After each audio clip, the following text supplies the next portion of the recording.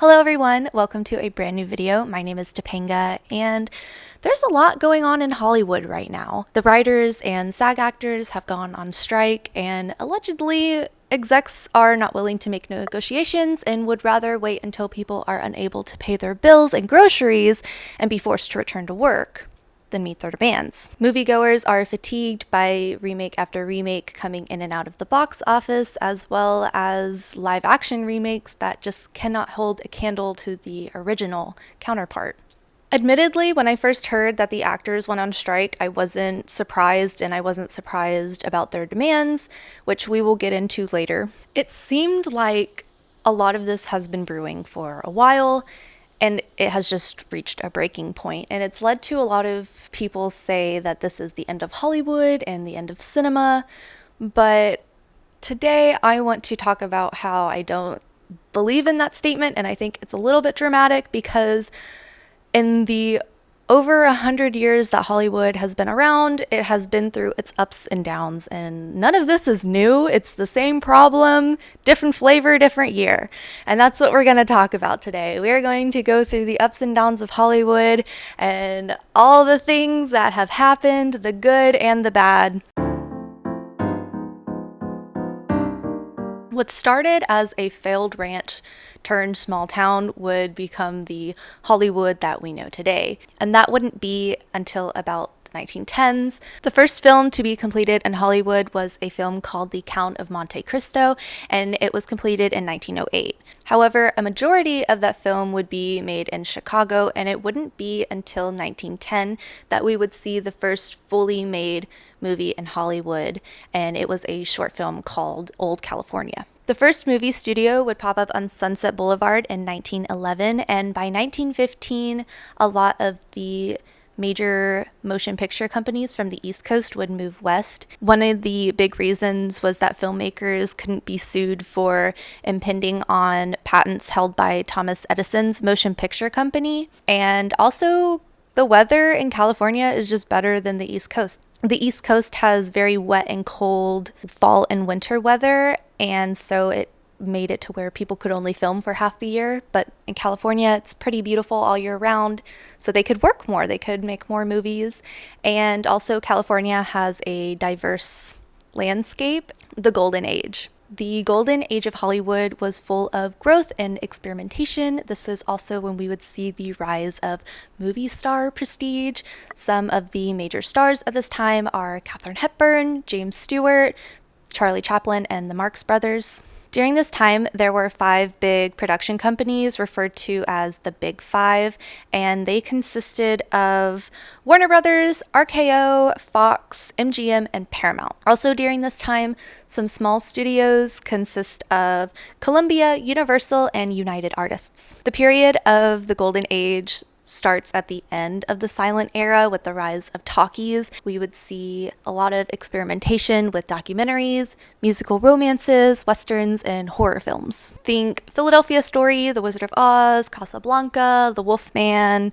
The list is really long, and a lot of classics come from the Golden Age. These films would contribute to the idolization of movie stars and the reputation of Hollywood. However, this period did not come without its problems, and there are many. There was a lot of mistreatment of actresses. Judy Garland is a big example. There was a lot of strict diets and weird arranged marriages and marriages that studios said could not happen. There were no child labor regulations during this time, and so to make children work longer hours, they would give them substances and keep them wired to work, basically. There was also a lot of racial discrimination and no regard for mental illness, and certain inappropriate actions against actors and actresses during this time. It's very heavy stuff, and I won't go into full depth because I don't think I'm the right person to cover some of these topics. There's a lot of resources out there. I will always leave my works in the description so that way you can always do your research. There's also a really good documentary about Judy Garland that goes into what her life was like as a child star It's very heavy stuff, so if you're not in a good mental place, I just say proceed with caution. But yeah, this time was, there was a lot of glitz and glamour, but there was a lot of sinister stuff happening behind the scenes. By the 1930s, Hollywood had reached its peak of the golden age and had become one of the largest businesses in the United States. During the Great Depression, movies were still a weekly activity for many people, as they would use the glitz and glam of the screen as escapism from their economic distress in their daily lives. We're going to jump ahead a little bit to 1948, and the Supreme Court has ruled that movie studios could not show their movies in their privately owned movie theaters. And this would start the fall of the golden age, as many of these production companies were forced to sell their movie theaters and thus would have to be more selective about what films they were making. It was also during this time that movie production companies were bound by the Hays Code, which is a set of rules and censorship about what could and could not be shown in movies. It made movies to be very conservative in nature, and during the 1950s, this wasn't really an issue because America was just kind of conservative during that time. However, this did become an issue in the 60s as foreign films started to make their way to the States, and they were showing things of a more liberal nature, which the younger audiences absolutely ate up. Another issue that studios were having to tackle at the time, and also led to the fall of the golden age, was the rise of television. With televisions being in more households across America, this led to less butts being in movie theaters. And the nail in the coffin for the end of the golden age were tabloids. Tabloid magazines exposed movie stars for their questionable behavior and really ended up shattering this rose-tinted image that the general public had on them, much like Twitter today. New Hollywood. With the old studio system broken, a new path was paved. Innovators of this time include Stanley Kubrick, Martin Scorsese, Mike Nicholas, and Francis Ford Coppola. They introduced movies that were not family-friendly, like Bonnie and Clyde, The Godfather, and 2001: A Space Odyssey. A lot of the actors during this time were greatly influenced by the independent films that were happening in France during this time, and one day I will make a whole video about the French New Wave because it is one of my favorite movements of film, but those films greatly impacted the way that cinema in America was starting to kind of refine its footing. Blockbusters and special effects. This era saw the introduction of the high concept film. A high concept film is a film that the premise can be summed up in 25 words or less. They're easy to understand and easy to market. Examples include Jaws, Star Wars, and Alien, or otherwise known as Jaws in space. The unfortunate downside to that is that by the end of the 80s, concepts were too simple and audiences were a little sick and tired of being spoon-fed. Examples include Bill and Ted, Die Hard, Top Gun.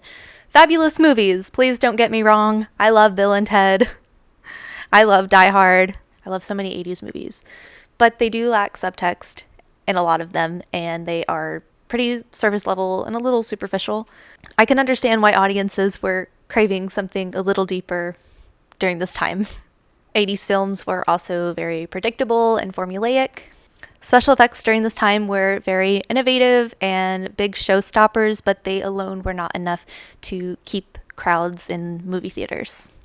The decline of ticket sales resulted in the price rising from $3 to over $4 by the end of the decade, while the average movie budget was $18 million. The 80s would also see a new trend that was the rise of the sequel, a popular trend that would continue for the next 40 years.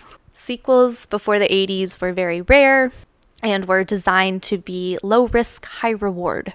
However, repackaging beloved stories with different cast members and a lower budget did not sit well with audiences. There were a few good sequels to come out of this time, the original Star Wars trilogy, Back to the Future 2, but also during this time there were many, many stinkers. Because of all of this, Hollywood developed a bottom line mentality. They were looking for the next major blockbuster hit. They wanted movies that would appeal to not only all the American audiences, but also they wanted to begin to reach international audiences. This meant having the best special effects, best movie scores, the best actors, and these big mega marketing campaigns. And this brings us to the 90s, the decade of mega spending.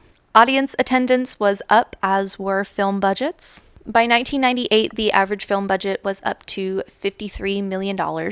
But many films had budgets over $100 million, a big jump from the $9 million of Jaws or Star Wars A New Hope's $11 million. The recession of 1991 would cause box office revenue to dip, and ticket prices would increase from $4.25 to $5, and indoor multiplexes would grow from 23,000 in 1990 to 53,600 in 2000, while drive-ins would decrease from 910 to 667. Pressures rise. Pressures on big studios to produce big hit movies with the highest paid stars increased. By the end of the decade, most film production companies formed independent film divisions that would make films with artistic, edgy, or serious social issues or themes, and without major Hollywood stars.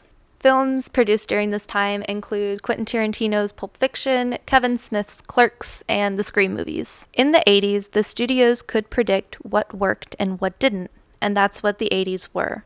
One movie you'd already seen after another. Suddenly, that's not working anymore.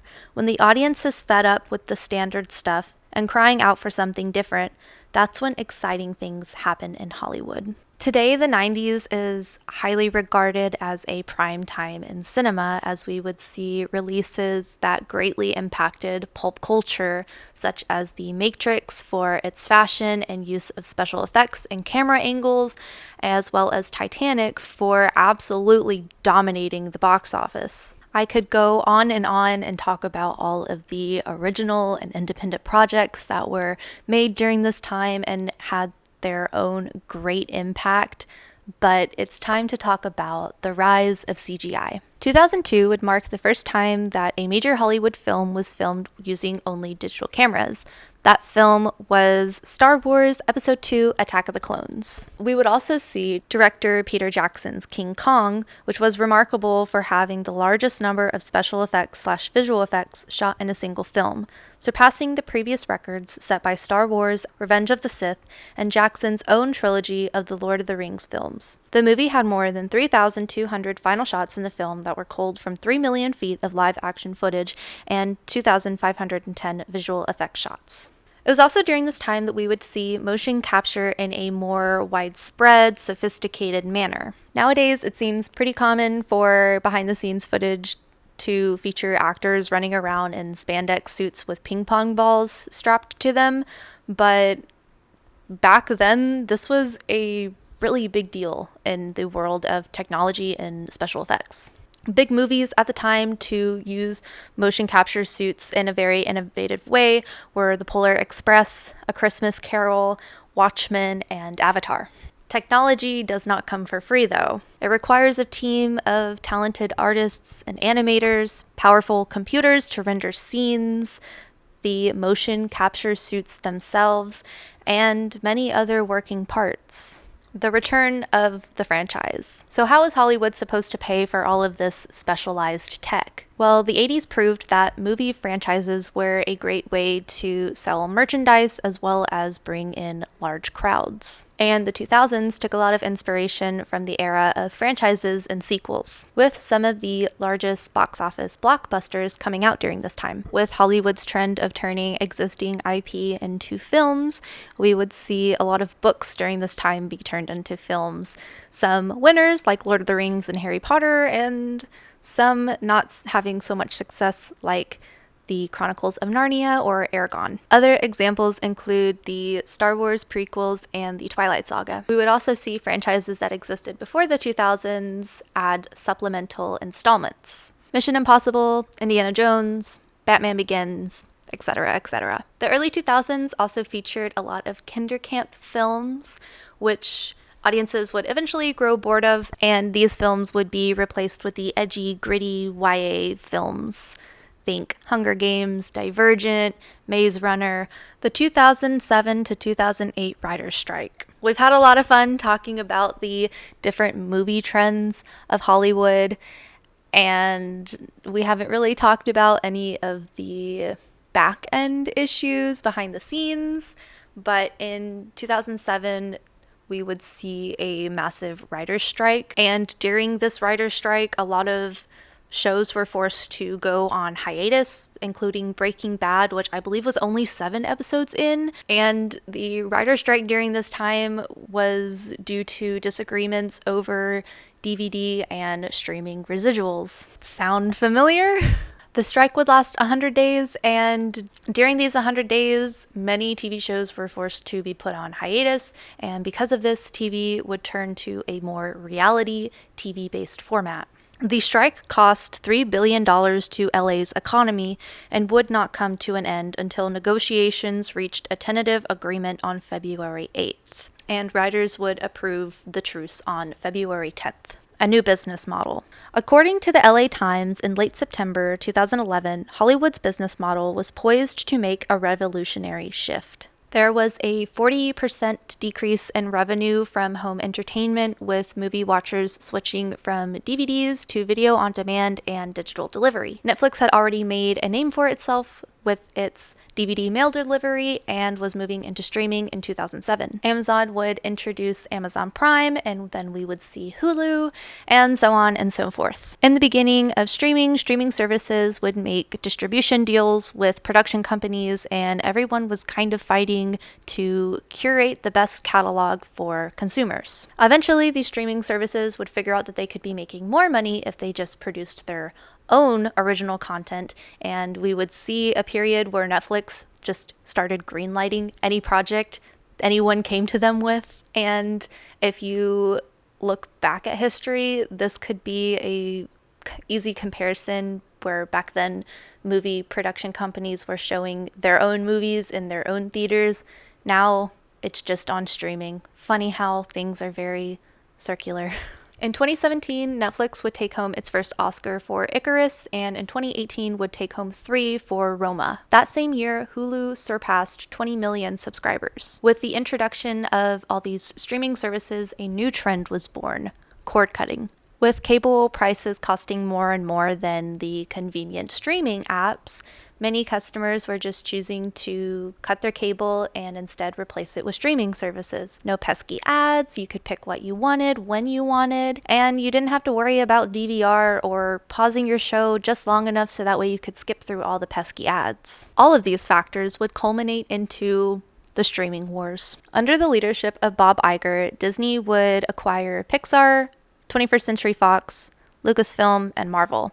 I might be missing a few other acquisitions, but Bob was buying up everything. And my point is that with so many movies, TV shows, and other projects under their belt, it was in Disney's best interest to, instead of worrying about distributing these to all these different platforms, to just put everything in one place that they owned and they could make money off of. And in 2019, Disney Plus was born with a promise of not only your old favorites, but also new original projects. Other production companies would release their own competing services, such as Peacock, Paramount Plus, and HBO Max, or Max now. And they promised to come out with their own original projects, and then later quietly remove some of them.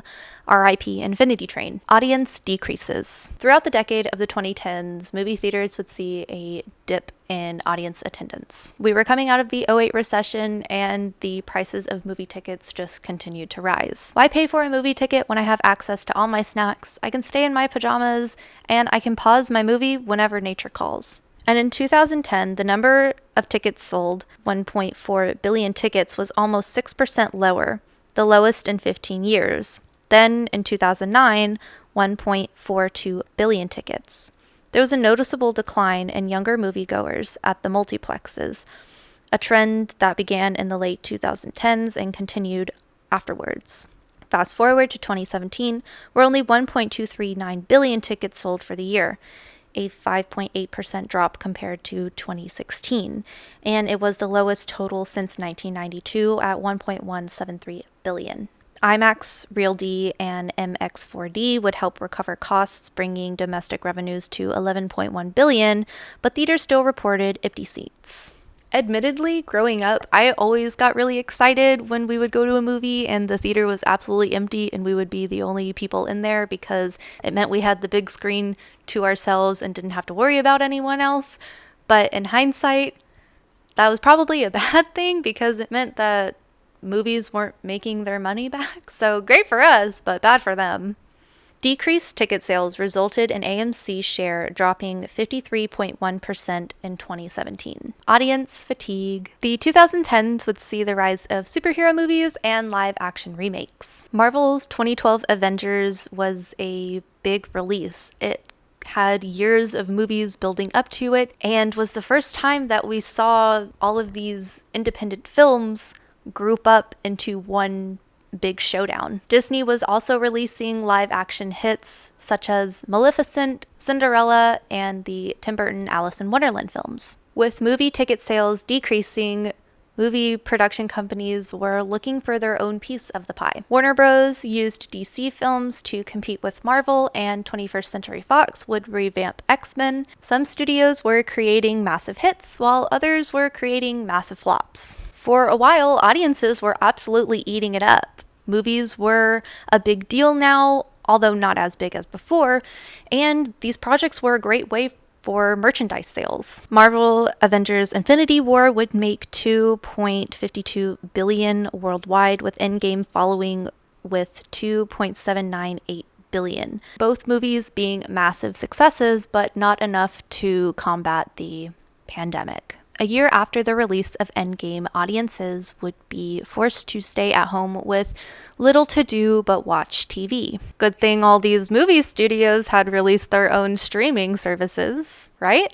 At first, we were eating it up. Netflix's Tiger King, Disney Plus put out WandaVision and Pixar movies. Other services were allowing movie watchers to pay $20 and you could watch a film that wasn't able to have its own theatrical release. They were doing all that they could to keep their subscribers entertained as well as pull in new subscribers to their platforms. Movies such as Wonder Woman 1984, Soul, and Godzilla vs. King Kong all skipped theaters, and for a little while things were pretty good. Slowly the world opened up again and TV wasn't necessarily a priority to keep us busy. We were returning to work, school, etc. And it was a good thing too because at this point quality was starting to dip. Up until 2020, movies had a rule that they had to be in theaters for 90 days before they could have a home release. People wouldn't go pay to see the Marvel movie if in like a week or two they could have it on their TV.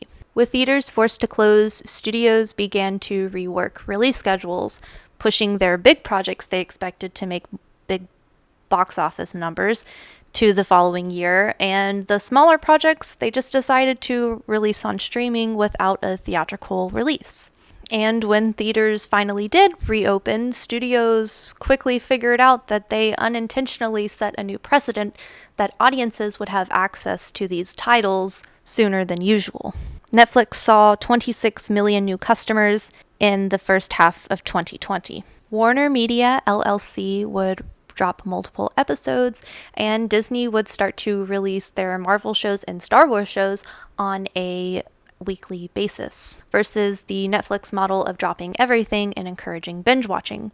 And binge watching is a problem for streaming services because everyone's super hyped when things first drop, and then everyone watches it in a day because they don't want to see spoilers on the internet, and then they have nothing new to watch. So people end up not using their subscription services and they find themselves canceling it because why use it? I'll just wait for the next big thing to come out and then pay for that month and then cancel and let the cycle continue. This consumer behavior causes studios to rush to put out the next big thing, but I'm getting a little ahead of myself, so keep that thought.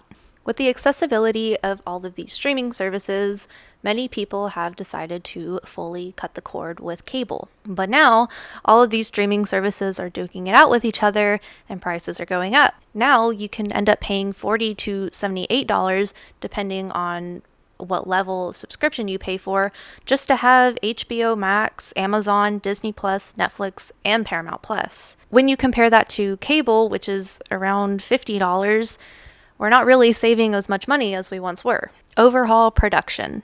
All right, remember how I told you to keep that thought? All right, we're going to bring it back. In 2021, Hollywood production increased by 141% compared to the previous year. Hollywood was out of commission during 2020 until around July, and they had to play catch up from there. And I think a massive result of this game of catch up is the influx of superhero movies, reboots, remakes, and biopics. Studios figured that they wouldn't have enough time to flesh out hyper creative original ideas and instead chose the cheaper alternative of half-baked pre-existing ones. But that's just my opinion. And boy, execs and producers sure do have a funny way of blaming audiences when their projects don't make their money. And this is where I have a big problem with certain producers and execs. Some of these people really think that we're idiots. But when you go from making high quality movies, and we know when something's high quality, the numbers are there, to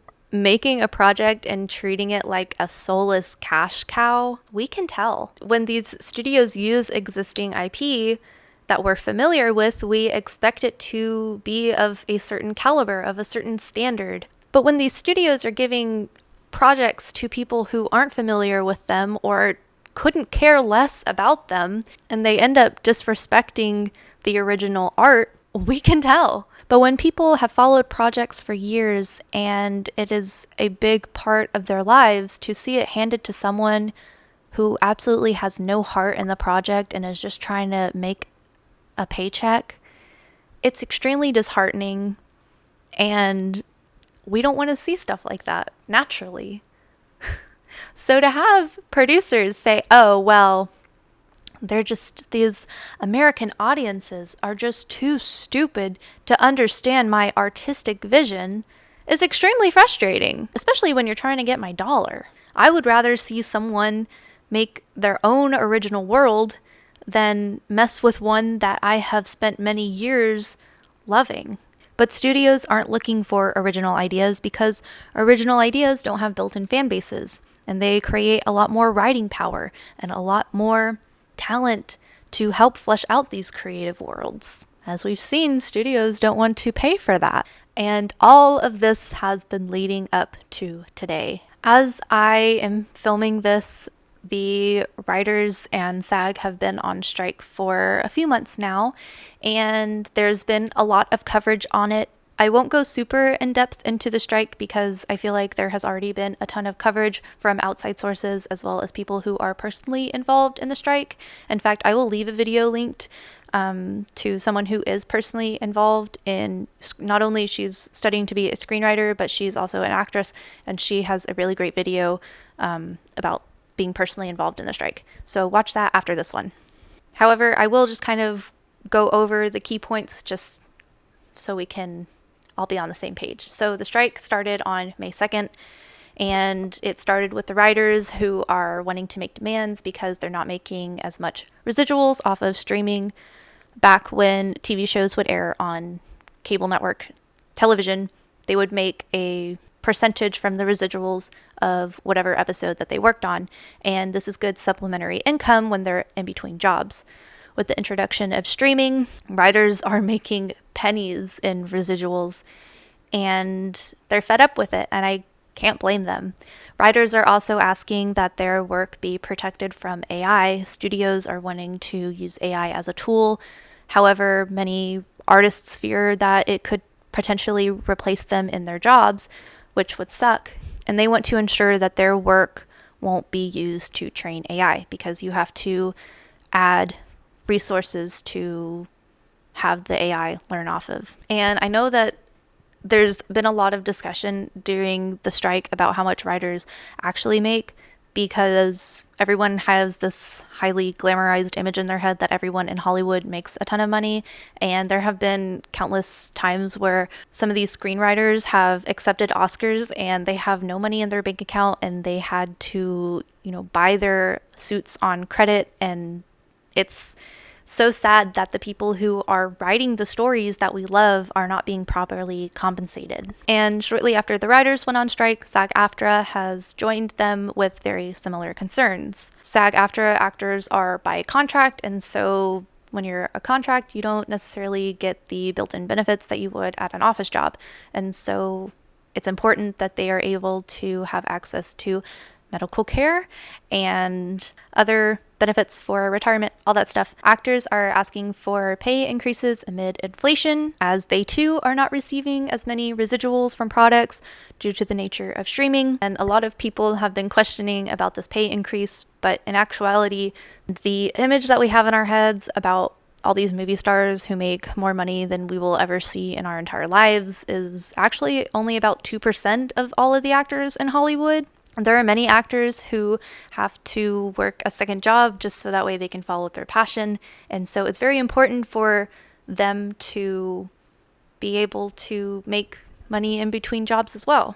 The other concern that actors have is also AI. There has been this new introduction of scary technology where a background actor will show up, get scanned for that day, maybe make $100, and the studio owns those scans to use for that film. So the actor only really has to show up for one day with their $100, and then the studio owns that scan and they get to use it for that movie without paying the actor. And for as long as that scan exists, the studio can use that for any future movie and not have to pay the actor, which is so dystopian to me. And by doing this, they're basically erasing the job of background actors, which is a very important step to building a career in acting, because the more background acting jobs you get, the more likely that you are to build relationships with writers and directors, and eventually you can earn lines through this. And the more lines that you get, the more you could have the likelihood of being a recurring character. And it's just a very good stepping stone for a lot of people to have. And they're essentially erasing that, meaning that it's going to be even harder to break into the industry. I fully stand with the writers and the actors that are on strike. I think it's absolutely messed up that CEOs are more concerned with lining their pockets than paying the people who create the art that we love. They are the people making the stories. They are the people portraying the stories. The CEOs, they're just running the company. They don't put in the hard work in these movies. The talent is, and they should be properly compensated for that. It's not a hard concept to grasp. Pressure has been building up from all sides of Hollywood, from the talent to the audiences. I understand why everyone's a little fed up. Hollywood has a very funny way of letting greed cause history to repeat itself, and that's what this all boils down to. Greed. And the sooner that these higher-ups realize that they keep shooting themselves in the foot because they're too concerned with chasing dollar bills, the better off Hollywood will be. So no, I don't think that Hollywood is going to crash and burn. In fact, some very exciting things have been happening. A24 has decided to meet the demands of actors and writers, and they have been allowed to proceed with some of their projects. And independent studios have always had a way of going against the grain and being the trendsetters and innovators. And so in all of this chaos, that's the silver lining. And it's that is going to allow us to transition into this next era of Hollywood, because that's all this is. It's a transition. It's growing pains. And it sucks. It sucks big time right now. It'll be okay. And hopefully we'll get some hyper creative projects just around the corner.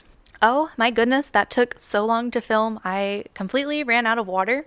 So if you stuck around to the end, thank you so much. I know this is a much longer video than what I usually do, but I truly do hope that you learned something new and that maybe this could help inspire a little bit of hope during this transition period that we're witnessing. If you would like to help the strikers, there are organizations that you can donate to which help supplement income and allow these contract workers to have access to healthcare. So if you're willing to do that, that is super awesome, because the more that we all stand with them and show these silly execs that we actually have brains and heart, the better off everyone will be, and we can actually see some beautiful art flourish in the future. But anyways, that is all that I have for you today. Thank you so much for watching. And if you would like to see more, go ahead and subscribe, leave a like, all that good YouTube jazz, and I will see you next time. Bye! It's our